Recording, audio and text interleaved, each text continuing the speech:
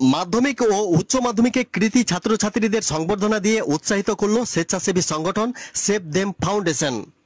রবিবার বিকেলে নলহাটি ২ নম্বর ব্লকের ভগলদিঘি মিনিমোড়ে সংগঠনের উদ্যোক্তারা সংবর্ধনা ও সাংস্কৃতিক অনুষ্ঠান করেন। সেখানে এবারের মাধ্যমিক ও উচ্চ মাধ্যমিকে নলহাটি ২ নম্বর ব্লক এলাকায় যারা মেধা তালিকায় কৃতিত্ব অর্জন করেছে, এই সংবর্ধনা অনুষ্ঠানের মধ্য দিয়ে তাদের উৎসাহিত করে ভবিষ্যতে প্রতিষ্ঠার জন্য সংগঠনের তরফে তাদের অনুপ্রাণিত করেন।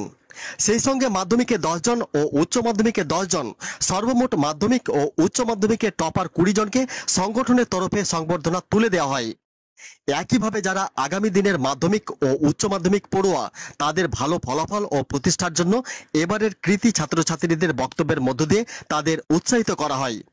সেই সঙ্গে এদিনের অনুষ্ঠানে যারা অতিথি, চিকিৎসক, শিক্ষক, সমাজকর্মী, রাজনীতিবিদ সহ অন্যান্য পেশায় যারা প্রতিষ্ঠিত হয়ে কৃতিত্ব অর্জন করেছে, তারা তাদের বক্তব্যের মাধ্যমে যারা আগামী প্রজন্ম সেই শিক্ষার্থীদের প্রতিষ্ঠিত হওয়ার জন্য অনুপ্রাণিত করেন।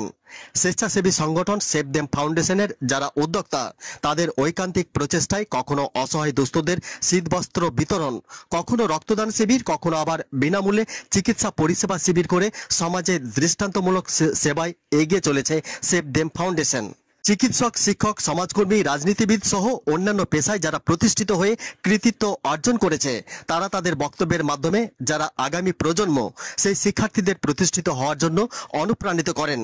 স্বেচ্ছাসেবী সংগঠন সেভ দেম ফাউন্ডেশনের যারা উদ্যোক্তা, তাদের ঐকান্তিক প্রচেষ্টায় কখনো অসহায় দুস্থদের শীতবস্ত্র বিতরণ, কখনো রক্তদান শিবির, কখনো আবার বিনামূল্যে চিকিৎসা পরিষেবা শিবির করে সমাজে দৃষ্টান্তমূলক সেবায় এগিয়ে চলেছে সেভ দেম ফাউন্ডেশন।